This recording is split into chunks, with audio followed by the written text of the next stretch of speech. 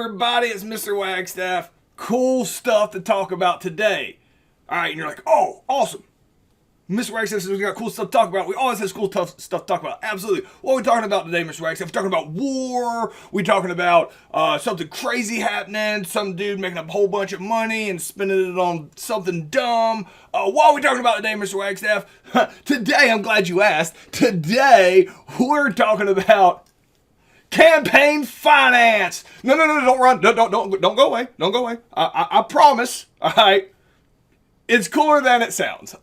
So campaign finance is pretty intricate. Because it's so intricate, a lot of times either it seems really boring because you can only skim very much at the top of it, or you have to more or less be a lawyer and really get down to the nitty gritty of it.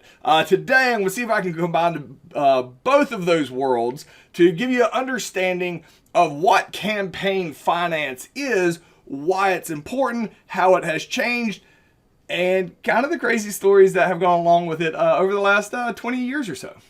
All right, so let's go ahead and get started here. So paying for a campaign.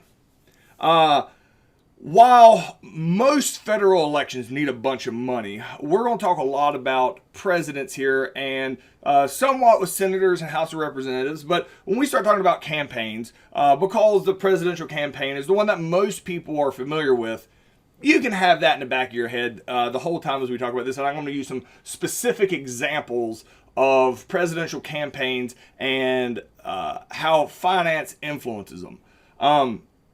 So every random fact to start out with, every 4 years, America spends more than $3 billion on national, state, and local elections. It's actually a lot more than that. But the question ends up becoming, how do candidates raise the money? All right, and that's what we're going to start talking about here today. So the total cost of U.S. elections. So some of the data we have coming out is still projections as they're tallying it all. I'm recording this in the year 2021. So some of it may have changed if you're watching this in the future. So elections are crazy expensive. Ridiculous amounts of money are spent. So if you're looking at these numbers here, all right, how much money is that? All right, that is, so I just told you they spend over $3 billion every 4 years. And the 2020 election, because that stat was from previous, in the 2020 election, if you can add that up, if you're aware of how much money that is, all right, that right there is almost $11 billion. Billion, all right, $11 billion in an election.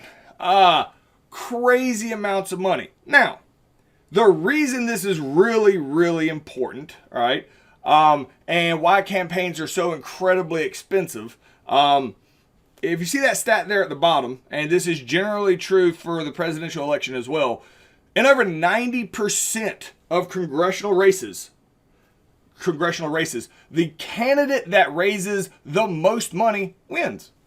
Whoever gets the most money wins, generally speaking. There are exceptions to that rule, absolutely, about 10% of the time. Otherwise, whoever gets the most money wins. So this is why candidates desperately need money when they run for president. So there is a question like, how do they get money? Can't they just use their own money? To a certain extent, yes. Candidates get money because people donate to them. All right. However, if it was just that simple, we wouldn't even need to have a lesson. It would be like one little people donate money to campaigns and that's it. All right. The thing is we just talked about $11 billion. $11 billion. All right. That's an incredible amount of money. I hope you're understanding how much a billion is 1,000 million. So they did $11,000 million. I can just keep saying more numbers, and it's incomprehensible to at a certain point. With all that being said, only 1/4% of Americans donate more than $200 to a political campaign. The vast majority of people either don't donate at all, which is the vast majority, or the ones that do are only donating a very small amount. So where does this ridiculous amount of money come from? Where do you think so? That 0.25%, but it's more complicated than that. Because it becomes so obvious in American politics that money wins. Whoever has the most money wins the election. I mean, it's pretty straightforward in American politics. You have more money, you win the election. So we've talked about those third parties and how they are behind the eight ball. Basically, they don't really have a shot to begin with. Because of this, the government does provide a base amount of money for all people that are running in the election. There's some criteria to get the money, but the government does provide everybody with some money. This way, people who have no money can still run for political office. But if we're being honest, the amount of money that the government gives all the candidates equally is so minuscule compared to what the Republicans and Democrats are running. It really makes it an unfair fight. So on top of everything else we've talked about, the third party, what they're up against, it's a money thing. So they're already basically wiped out from the get-go based on the amount of money that Republicans and Democrats are going to raise. But the question here is, as we get started here, why do you think the government would donate money to everybody? And we kind of talked about it, and that's what the question is here. Why do you think it's necessary for the government to provide the political parties some money, the people running for office? Why is it necessary for everybody to have some money running for office? And hopefully you pick out, like, it creates a sense of fairness, like the idea that you have this baseline, but like the Republicans and Democrats are going to make so much more money than what the government gives. It's a drop in the barrel. So it still prevents really the third parties from being able to compete with the Republicans and Democrats, which kind of makes the whole fairness aspect of giving everybody equal money kind of a moot point. Now, there is a situation. Is that where I want to go with this? Let's back up a little bit. Money is getting out of hand. It becomes pretty obvious that whoever has the most money wins. I mean, I've told you that. And that's obvious. Everybody sees that.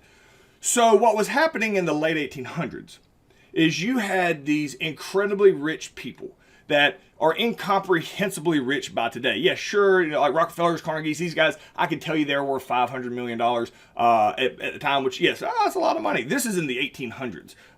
That was like incomprehensible amount of money. Like you couldn't spend that amount of money back then, even if you wanted to. But what they would do is they would just throw money at whoever they wanted to win, and they would win, and they would throw money at whoever promised to just leave their monopolies alone. This happened enough time that after the Progressive era, it became obvious that money used for nefarious reasons in a campaign could kind of undermine democracy. So there needed to be some rules on what you do about money in a campaign. Because, again, they don't want some gazillionaire to go in and basically buy the president. They needed to prevent that from happening. All right. So there's this thing that ends up being called the Federal Election Commission. And before I go off too much here, let me clarify something that I want to make sure we're all on the same page. Why money works. Money buys advertisement. Money buys people going door to door to campaign for individual candidates. Money gets your name on, if you're the candidate, money gets your name on the radio. It gets you on TV. You can buy ad space. You can, hire a bunch of staff to go, do all the work, all these signs in everybody's yards. This stuff costs crazy amounts of money. So that's why the more money you have, the more you can get your name out there, and name recognition is huge. So let me clarify that as we move forward on why money is so important and why people with more money win. It's because they can get their image and likeness and ideas out there much more effectively if you have money to spend. So let's back up. The Federal Election Commission. This comes out basically to prevent nefarious and bad things from happening in campaign finance. What they're going to do is they're going to limit the amount that individuals can give to candidates. All right. This is one of the first things. So you didn't want, Billy Bob over here that's a trillionaire to just be like, write a check and buy the president for like $5 billion. And he's like, here you go. Here's unlimited money and you can go spend it however you want. Just keep me in mind when you become president. They don't want that to happen. So they set a limit for a few $1,000s. I believe it changes commonly for how much was the maximum amount an individual can give. All right. So the Federal Election Commission, they basically regulate campaign finance to help democracy stay fair. It is incredibly important. So we talked about nonpartisan elections, and nonpartisan means not associated with a political party. The Federal Election Commission is probably one of the most intense nonpartisan positions that you can be in if you work for the Federal Election Commission, because they cannot pick a side on Republicans or Democrats. Like it is, they absolutely do not want them to have any bias towards or away from Republicans or Democrats for obvious reasons. Because if the Election Commission wants one side to win, they could just like turn a blind eye to all their illegal campaign stuff and then really hammer home, nitpick the other one if they wanted to. So it is very important for the Federal Election Commission not to be associated with a political party so that it is fair for both sides. So again, you're like, all right, cool. So there's a problem with money. People paying too much money. Then this thing, Federal Election Commission shows up and they fix it. Lesson over. I wish. I wish, because it gets more complicated. Shocker. Money gets complicated. Mo money, mo problems. And that is exactly what happens. We have so much money here. We actually end up having two different types called hard money and soft money. But before we get into what those are, I want to explain to you as we get in here, because we're going to start referring to these things commonly. They're called political action committees, sometimes called PACs. All right. This is how, people can raise tons and tons of money, even though there is a limit on the amount that individuals can give to individual candidates. So say the maximum amount that you can donate to a candidate is $3,000. All right. Candidate A, you really like them. You can't give more than $3,000 to them because it's against the law to do that. They're not allowed to accept it. You can try to give them $1 billion, but if they accept it, basically their campaign's over. So they know the rules. So you're like, oh man, I really want to contribute more because money helps you win. So what comes out are these things called political action committees. And I just threw a bunch of them up here. And a lot of these are kind of like single issue things that they side with an idea and they decide what candidate or political party they want to support. And you as a person can then donate gazillions of dollars to political action committees that support your existing ideas of what should happen. The Political Action Committee, all right, they can turn around and take your money that you've given them, and then they can decide how to divvy it up here and there. And they're not under the same rules that individual people are. All right. So PACs have the ability to take money from something like a third party, and then they can spread it around how they see fit. Not under the same rules as people. I'm being specifically vague there because it comes into a really cool story that happened in 2002 and then in 2010, which kind of threw all of this into randomness, all right? Because there's still a limit on how much you can give to an individual candidate versus giving it to their political party, all right? But, so political action committees are still limited by how much they can give to an individual candidate, but they can give unlimited amounts to the political party. So if you really support Bob, and Bob's running for president. All right, you can give Bob however much money you want to give him, whatever the max is. Then you can donate a gazillion dollars to the PAC that also supports Bob. That PAC can give some money to Bob, but there's only a certain amount. They're still regulated. There's only a certain amount they can give to Bob, trying to keep it fair. The FEC regulates that. But they can give really as much as they want after that to Bob's political party. So say Bob is a Democrat. They can then give all your rest of your gazillion dollars to the Democrats, who can then, because it's not actually Bob's money, do stuff that helps Bob or supports other candidates that also support Bob. So they start working their way around, and so political action committees become pretty popular here as they're kind of a third party that helps pump money into these campaigns, right? So the question is, how do political action committees work, which is PACs that we just talked about? Kind of explain what they are and what's their purpose, and then explain how the FEC still limits them some, not as much as people, but they still limit them some. So pause me, answer that in 2 complete sentences, and we're going to move on. So there's 2 different types of money in campaign finance. Something called hard money, all right? The hard money, this is the one that's hardcore regulated. That's punny. Hard money is the money you give directly to Bob. Again, we're just going to go with Bob. That money you give directly to Bob, to the candidate, that is hard money. That is strictly regulated by the FEC. There's only so much money you can give Bob, and that they figure it out. And then there is soft money. All right. So soft money. All right. Soft money is money that you don't give to Bob, but you give to Bob's political party. There was really no limits on soft money up until about 2002. You could give a gazillion dollars to Bob's political party, and then they can use that. While they're not going to directly give it to Bob, they can do a lot of things behind the scenes with that money that helps Bob. All right. But the idea of limiting hard money is the main thing that we're talking about here, which is money given directly to candidates by individual people. That is very strictly regulated. And again, we had talked about it at the beginning of the lesson, because these like robber barons and stuff that existed in the late 1800s really just bought presidents, more or less. They decided who they wanted to be the president. They wrote them a blank check, more or less, for just unlimited money.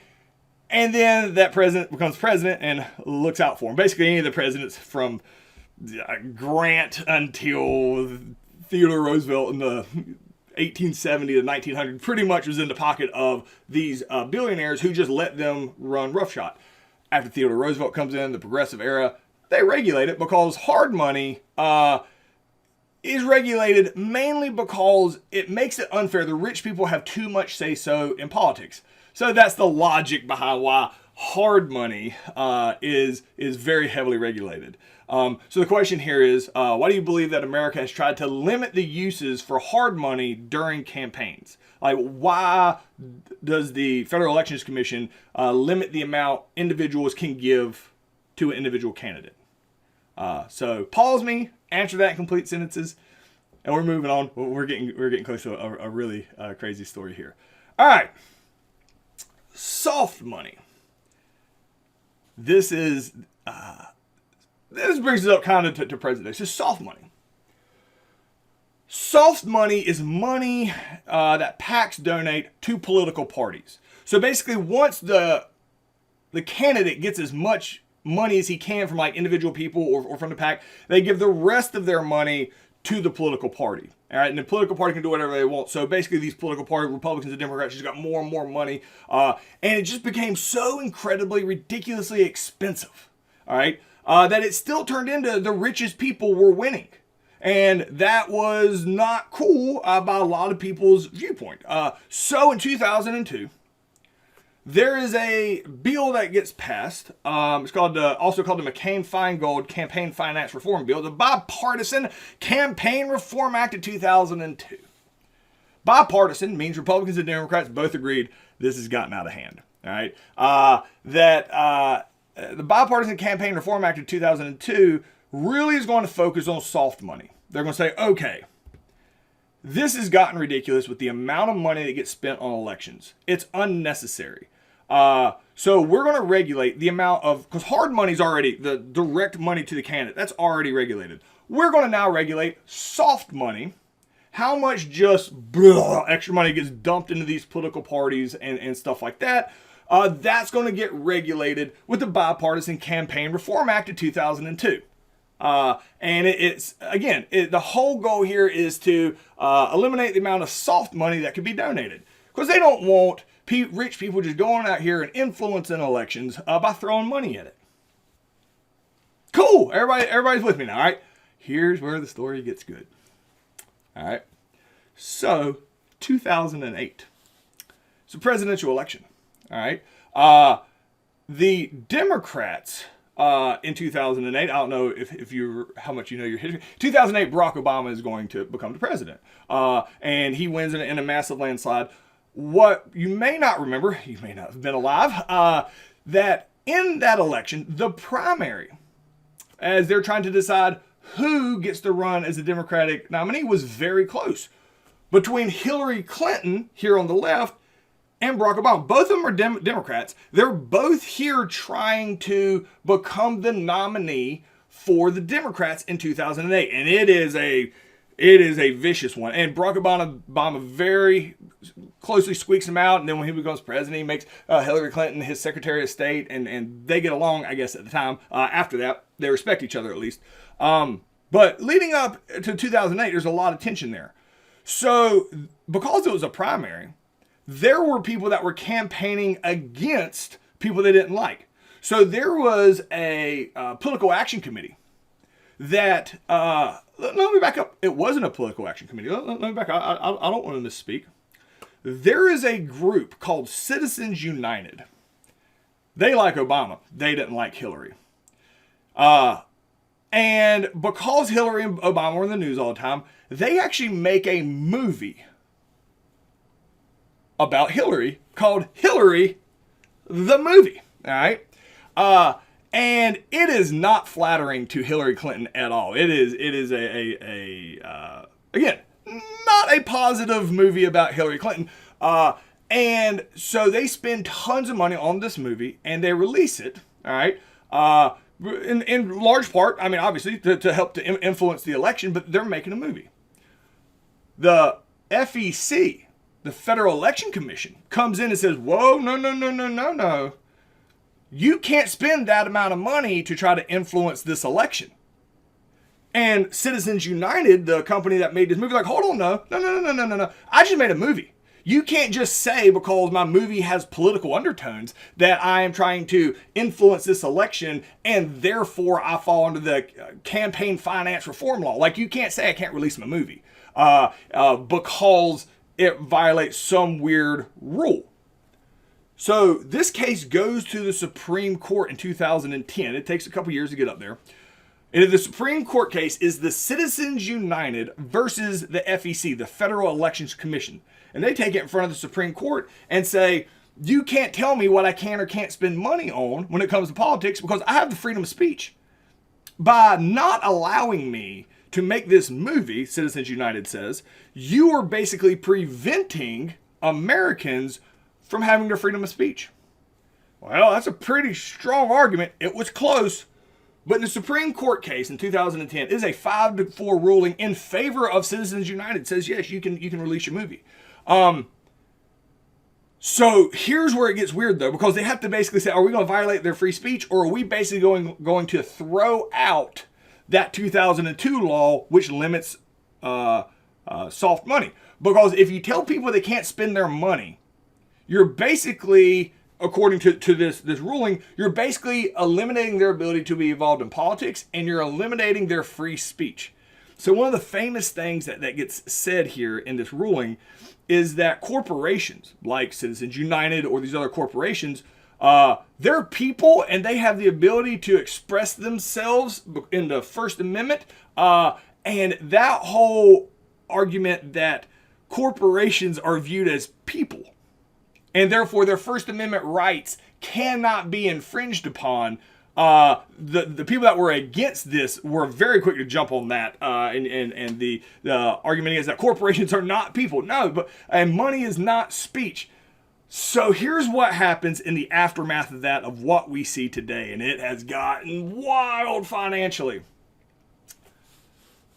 There's new things come out that calls super PACs. All right? So PACs, they're still basically regulated the same way. Once you give all the hard money you can to your candidate, that's still a rule. You can give money to the PACs, and then they can donate it either to the political party or they can donate it to the candidate themselves until they fill up whatever meter it is. And then there's super PACs. Super PACs, they just raise a ton of money, and then they more or less just campaign for whoever they want.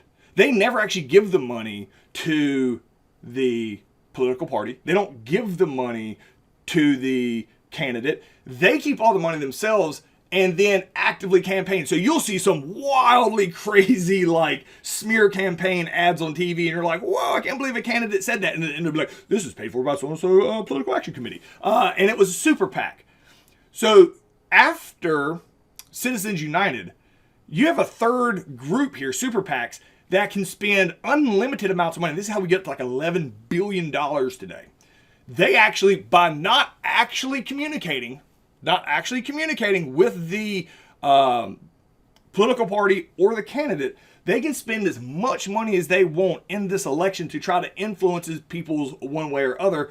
As long as they don't have contact with the candidate or the political party, they're not violating any laws. And so after Citizens United, it really limited the FEC's ability to regulate anything that's not directly tied to the candidate. And this is where you just see the amount of money that gets spent in these elections just balloons, and every election is just going to get more and more.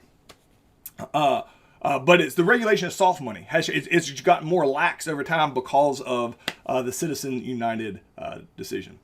So the question here is, how would an example of soft money, what would an example of soft money be? I have too many typos here. And then how has the regulation of soft money changed over time?